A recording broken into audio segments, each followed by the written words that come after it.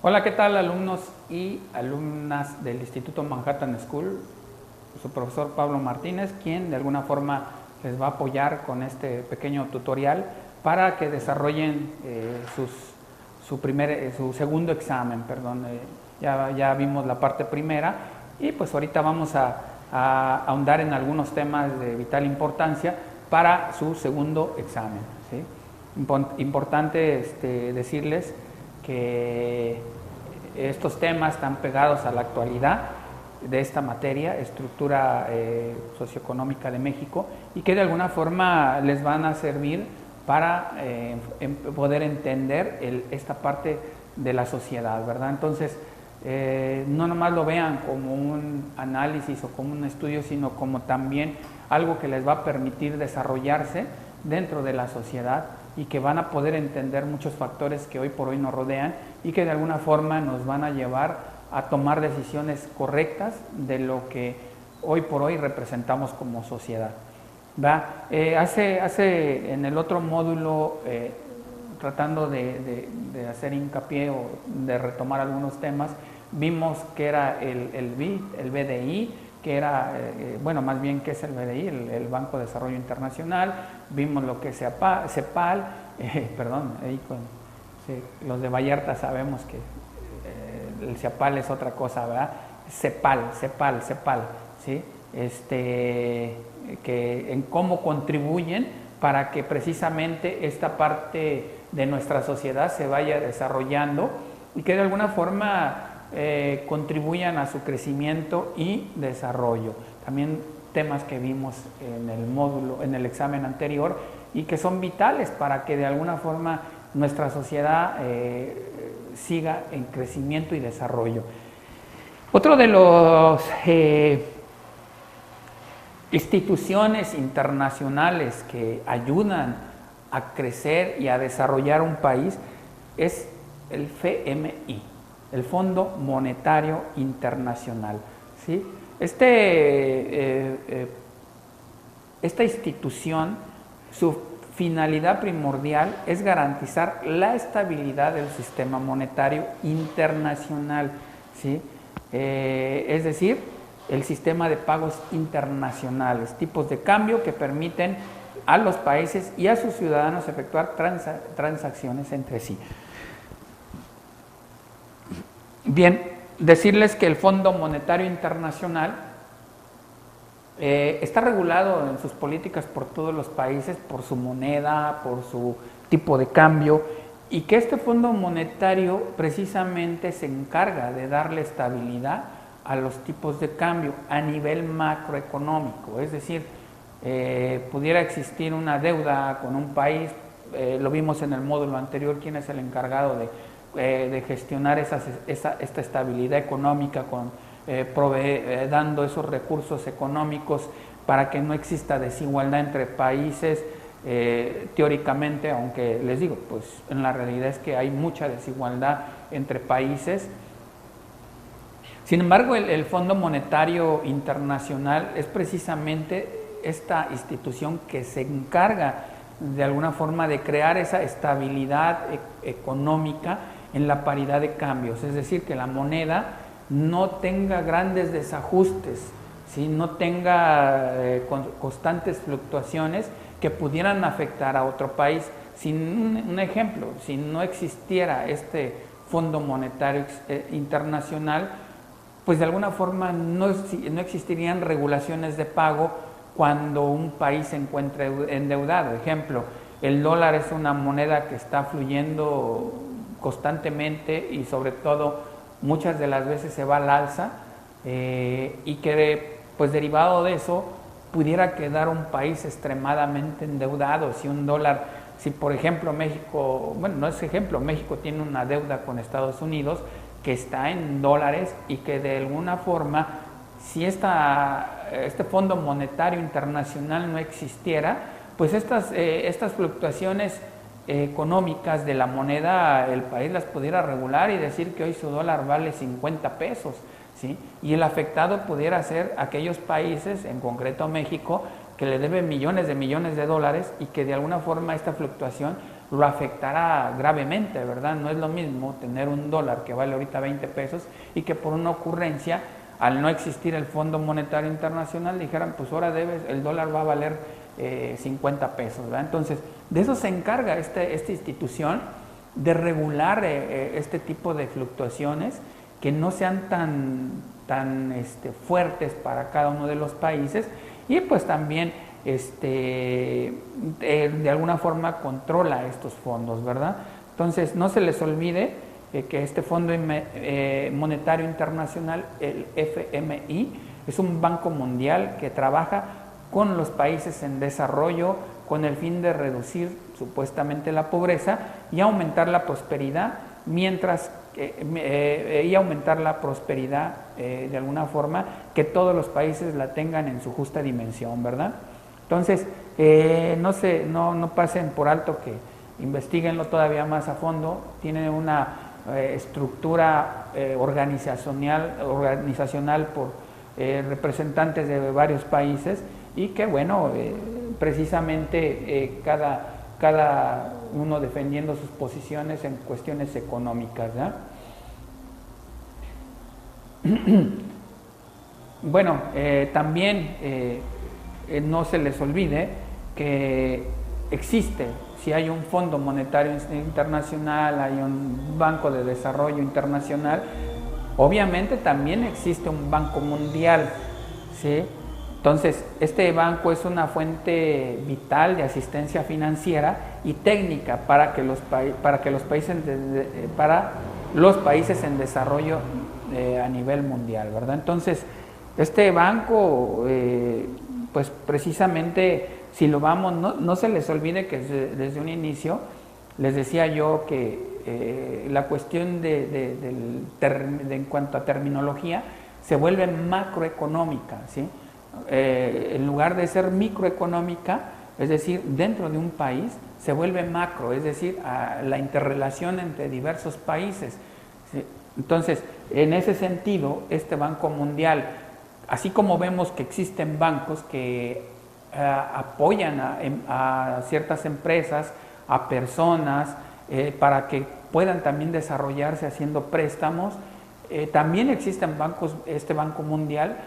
que apoya a los países, que apoyan a esos países que están en constante crecimiento y desarrollo, y que requieren precisamente, pues a lo mejor desarrollarse, y es donde acuden a estas digamos, entidades financieras, que también pues los puede apoyar para que sigan desarrollándose, pero también no se les olvide que también controlan todas las divisas de todos los países, desde el peso, desde la moneda extranjera, el dólar, otro tipo de monedas que de alguna forma están controladas, ¿verdad? Entonces, es parte importante que entiendan que existen una serie de organismos internacionales que regulan toda la cuestión de los dineros que pudiera tener un país más que otro, o incluso un país que se encuentre en pleno desarrollo, como estamos la mayoría, como lo es México, y que requiere de alguna forma de tener recursos, ¿verdad? No porque en su momento no lo sea capaces de producir, sino porque a lo mejor su misma actividad ya no le alcanza para poderlo generar este tipo de riquezas, ¿verdad? Como en otros países. Pero bueno, no dejen pasar por alto, investiguen un poquito más qué hace el Banco Mundial, quién lo regula, y sobre todo quiénes son los personajes que están al frente y de qué nacionalidad son, porque de ahí también tiene mucho que ver cómo interactúan este tipo de entidades con los países, ¿verdad? Entonces, pues bueno, tratando de internarnos un poquito más en nuestro país, todo esto que les acabo de hablar también es a nivel internacional.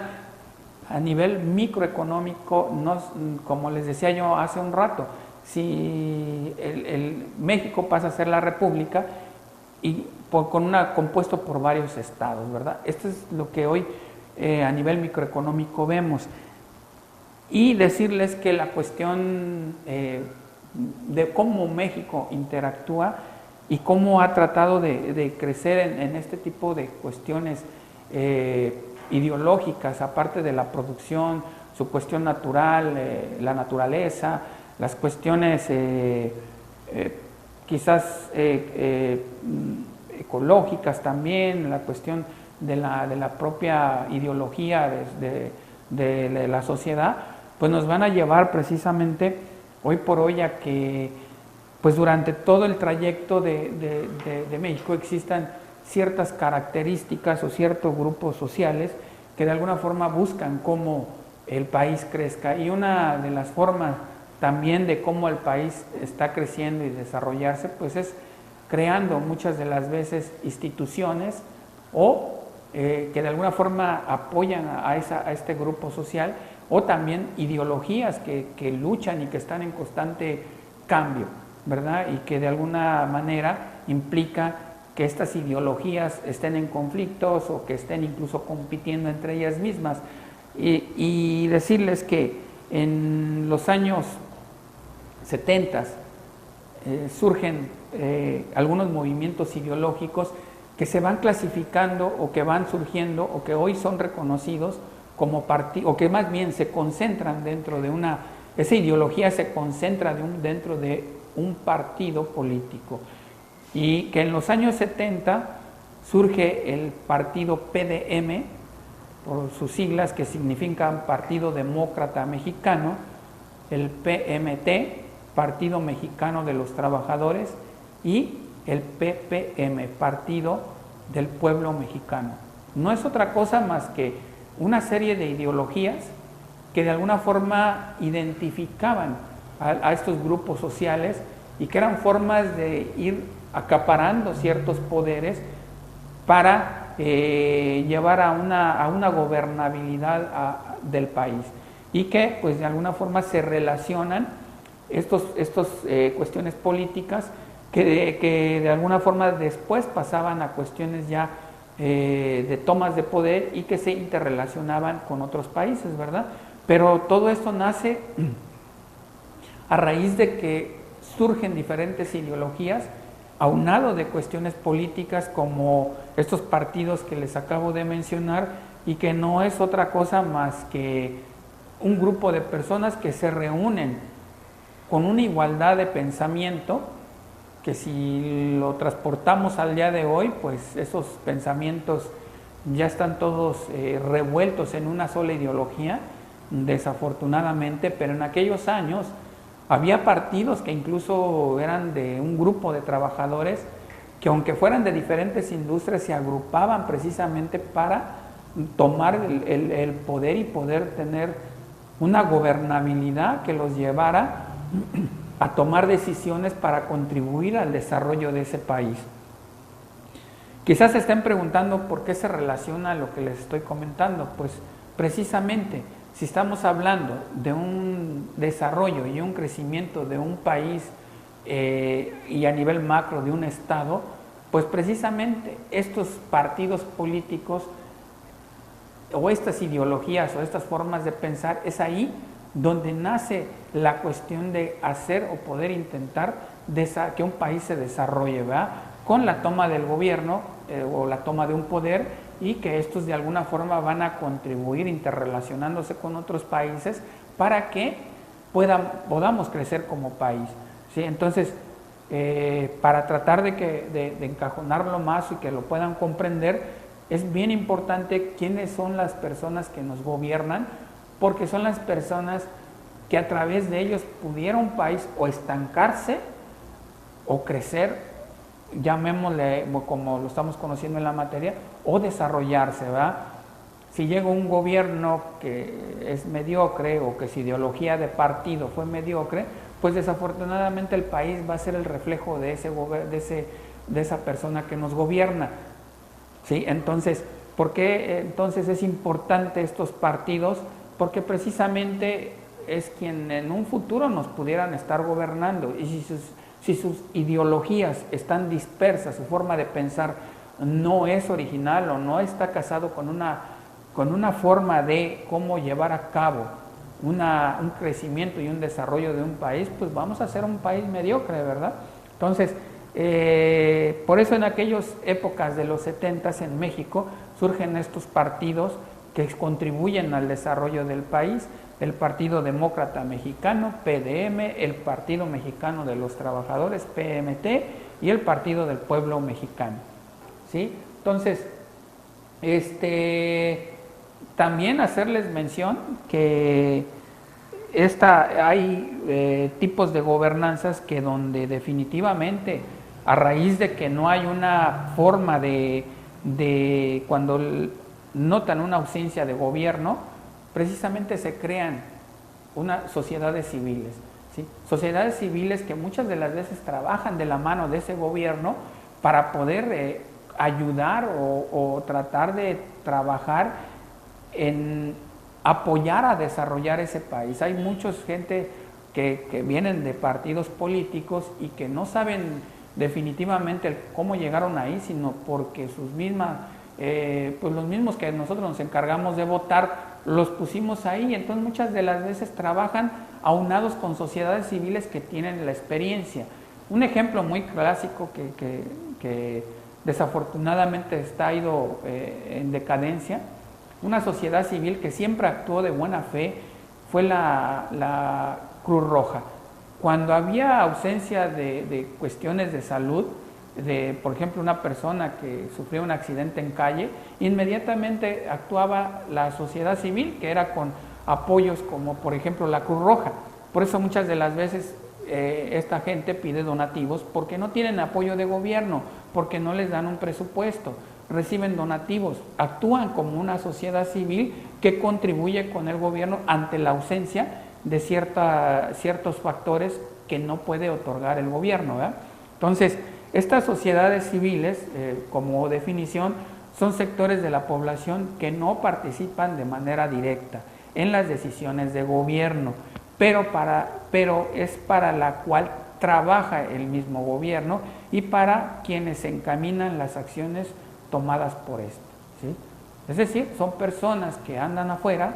en calle, que pudieran ser empresarios, que pudieran ser gentes de la sociedad que no pertenecen al sistema de gobierno y que de alguna forma lo apoyan para que pueda desarrollar funciones y que cumplan con su objetivo de gobernanza. Sin embargo, el gobierno también ha actuado y ha hecho grandes instituciones, y recordarles también, bueno, más bien, sí recordarles que existían y que también siguen existiendo algunas instituciones de carácter de gobierno y que hoy son, bueno, que son instituciones sociales. Como un ejemplo es el Infonavit, ¿sí?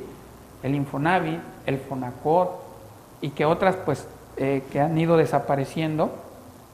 el CONAPO, el INEA, que o se han ido desapareciendo, más bien se han ido reformando, han ido creciendo, desarrollándose, y que les vienen a cambiar el nombre o les vienen a dar otra estructura orgánica para que de alguna forma sigan desarrollándose.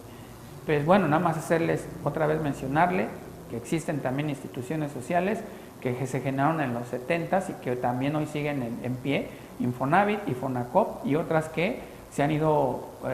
regenerando, como la CONAPO y el INEA. Y pues bueno, me despido de ustedes, su amigo y servidor Pablo Martínez Gómez, profesor de Manhattan School. Muchas gracias.